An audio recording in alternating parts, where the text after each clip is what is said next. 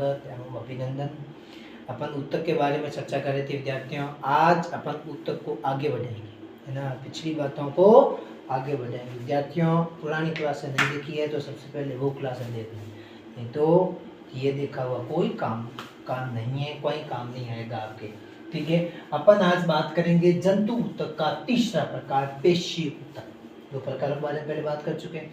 आज इस क्लास में अपन बात करेंगे तीसरे प्रकार पेशी ऊतक के बारे में। शरीर की मांसपेशियां पेशी ऊतक की बनी रहती है। मांसपेशियां होती है शरीर के अंदर विद्यार्थियों, वो किस ऊतक की बनी होती है? पेशी ऊतक की बनी होती है। धागे की तरह की संरचना के कारण ये पेशीय तंतु कहलाते हैं। धागे की तरह की संरचना होती है, उसके कारण ये कैसे कहलाते हैं? क्या कहलाते हैं? पेशीय तंतु कहलाते हैं।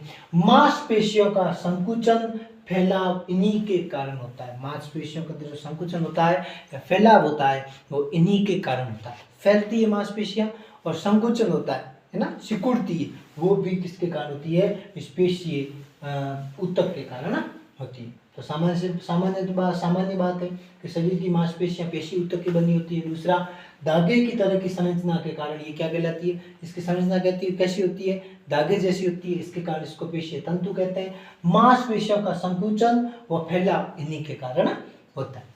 विद्यार्थियों पेशी ऊतक है तीन प्रकार के होते हैं। कितने प्रकार के होते हैं विद्यार्थियों?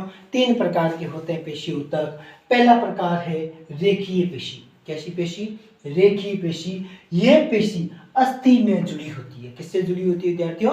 अस्थि में जुड़ी होती है। वह शारीरिक गति में ये क्या करती है?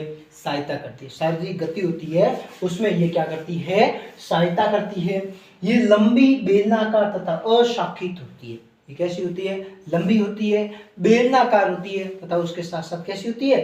अशाखित होती है। ठीक है, अशाखित होती है, लंबी होती है, बेलनाकार होती है, अशाखित होती है। आप इधर कोने के अंदर उसका फोटो देख सकते हो, इस तरीके की दिखाई देती है। ठीक है, पासों में हल्की व गहरी धाराएं होती है। पीछे की तरफ कैसी होती है? हल्की होती है और गहरी इसके अंदर क्या होती है? धारा, है ना। एक अपन को कैसी दिखाई देती है? रेखा के रूप में दिखाई देती है ना। जैसे कोई मतलब कोई जैसे तना काटा हो, इस तरीके की ये सरफेस दिखाई देगी। उसके ऊपर की तरफ केंद्र बीच में इसमें ऐसे छोटी छोटी कलाएं दिखाई दे रही है। आप चित्र के अंदर देख सकते हो, कलाएं दिखाई दे रही है। ये कलाएं कैसी दिखाई दे रही है? इसको कलाएं को क्या कहते हैं? केंद्र कहते हैं। और पीछे की तरफ धाराएं दिखाई दे, जैसे अपन ने चर्चा की थी ना कोशिका भित्ति की, तो कोशिका भित्ति के ऊपर किस तरीके से बड़ी बड़ी मतलब ऊपर की तरफ ऐसे अपन को दिखाई देते हैं पेड़ों के अंदर, तने के अंदर, है ना। इस प्रकार की वो नहीं है, ये शरीर के अंदर होती है। केवल अपन मैं उदाहरण के लिए समझा रहा हूँ। उस तरीके की धाराएं इसके अंदर दिखाई दे रही है। फोटो के अंदर आप ध्यान से देखना।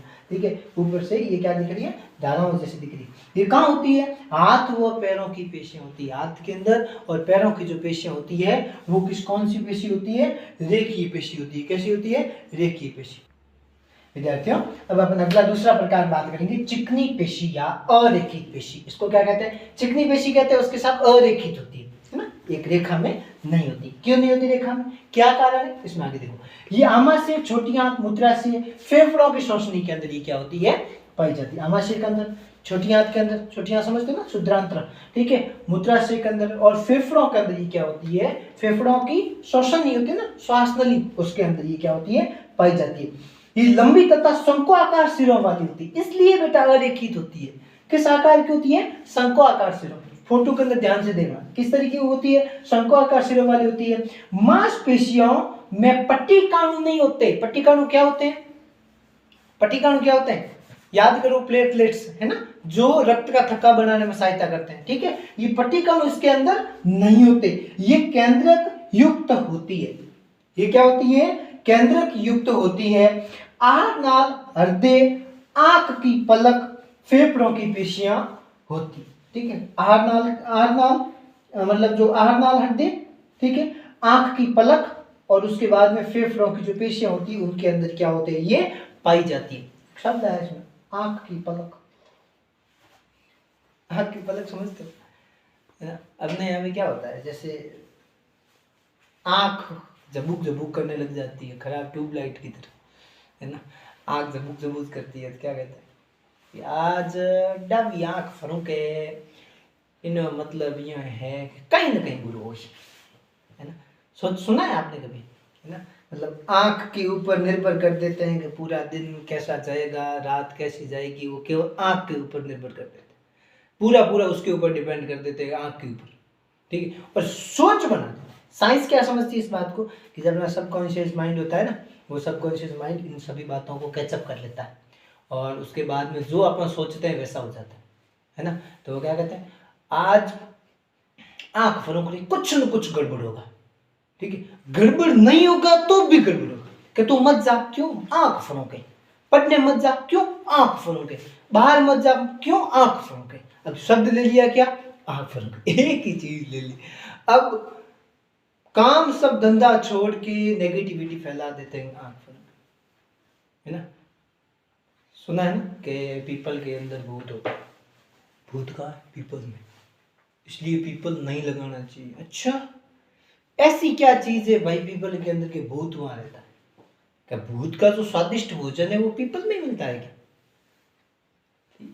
सबसे ज्यादा ऑक्सीजन है, ऑक्सीजन पीपल से मिलती है ना। तो ये भूत है, पीपल में रहता है, अमावस्या के दिन ज्यादा भूत रहते हैं। वाह वाह वाह वाह वाह वाह, ज्ञानी भाभीियों भाभीियों, वाह, मतलब क्या क्या फैला रहे हो ना।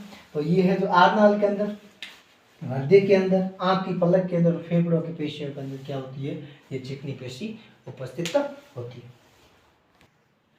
ना। इससे एक मौका मिल जाता है, आंख पलक पलक पलक झपक रही है गाने बनाने वालों को मौका मिल गया। आंखड़ली फरूके मारो बीरो का पिया जी, आंखड़ली फरूके पिया जी आंखड़ गुदट हो गए फोड़ दे, ठीक है ना।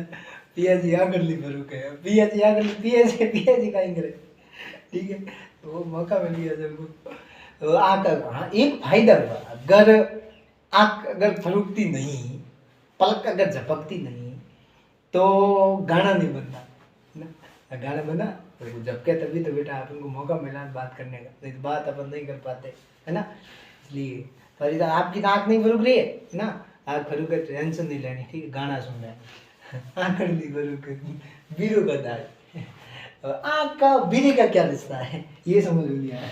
चलो अगला तीसरा प्रकार है कार्डिक या हृदय पेशी। शब्द से समझते होंगे हृदय पेशी, है ना, हृदय में पाई जाने वाली पेशी, ठीक है। तो ये हृदय में पाई जाती है। दूसरा, ये बेलनाकार वो कैसी होती है, शाखित होती है ना। शाखा के आकार, आप चित्र में देखो, शाखा के आकार की होती है, बीच में जो इसमें छोटे छोटे मिड पॉइंट पाए जाते हैं इसको केंद्रक कहते हैं, ठीक है। और बीच में धारियां इसके अंदर बनी हुई है, चित्र के अंदर ध्यान से देखना, ठीक है। तो शाखित होती है। उसके बाद ये बिना शंक्वाकार सिरे वाली तथा हल्के जुड़ाव वाली होती है ना, बिना शंक्वाकार सिरे वाली होती है और कैसी होती है, हल्के जुड़ाव वाली, हल्का सा इसके अंदर क्या होता है, जुड़ाव होता है। ये एक केंद्रक युक्त होती है, इसके अंदर केंद्रक जुड़े हुए होते, केंद्रक इसके अंदर मिले हुए होते हैं। तो ये तीनों प्रकार इसके अंदर खत्म, ठीक है। आगे का छोटा सा टॉपिक और है, अपन अगली क्लास में चर्चा करेंगे। उससे पहले आप सभी विद्यार्थियों को बहुत बहुत धन्यवाद, ठीक है।